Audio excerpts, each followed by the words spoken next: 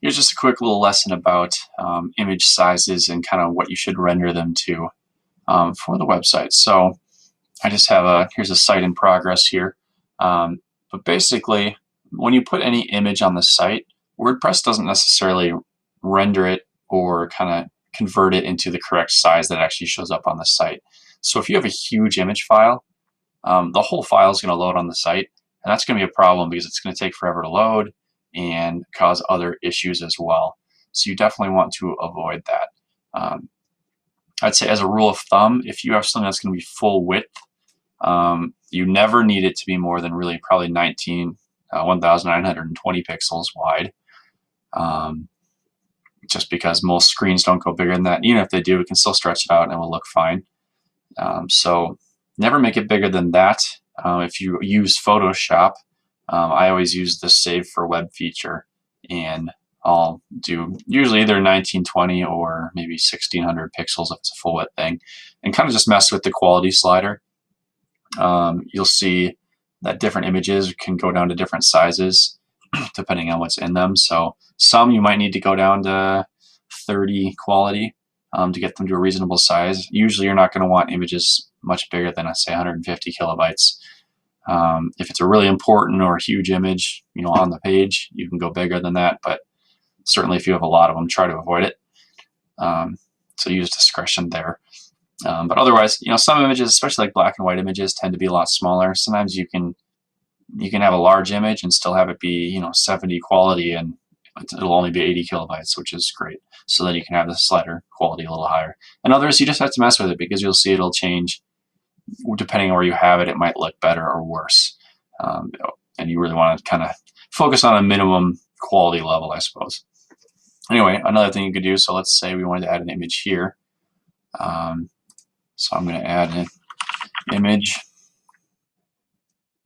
Add this here. Okay, and then I do this.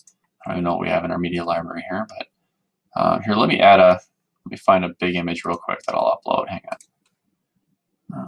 Okay, so uploading this file. This is a decently large image here. It's 2,500 pixels wide. But let's say we just want to use it here. So I threw it in here. This page isn't even full width.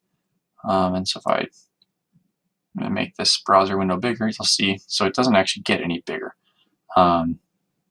Now, you'll see, so this is probably, I'm going to guess, 1,500 pixels or something. So I'm going to inspect it in case you didn't see what I did there. So this is on Google Chrome, which is my preferred browser. So I guess you can't see this in this thing, but I right-click, said inspect. Then as you it should bring up the code inspector, and if you hover over that image element, you'll actually see it will give you the exact dimensions there on the top. So you can see this is displaying at 1200 by 800 pixels. So something you might want to do for this one, you might want to put the full size image in here, see what it's actually going to display it at in its maximum size, and then just render the image down to this. So what I would do probably here is take this image, load it up in Photoshop, render it down to 1200 by 800, and then re-upload it and add it here. One thing to note about that, though, just to keep our site lightweight as well, we're going to want to delete the full size one just because there's no reason to have it in there. So I think you could probably do it from here. So find that one, click delete permanently. You could also go to just the WordPress backend and go to media if you wanted, but either way it gets you to the same place. Yeah, just to keep things clean, you'll probably want to do that. Otherwise, the site tends to get huge, and every time you move it, it's kind of hard. So make sure you do that. But yeah, really just render anything down. Photoshop is not the only way to do that. I assume GIMP does it. I think that's that free Photoshop alternative. I don't know how to use it, but I'm sure it does it just fine. Otherwise, I think Paint can do it as well. But it's not, Microsoft Paint, but obviously that's not ideal to work with. So, yeah. So just keep that in mind when working with images.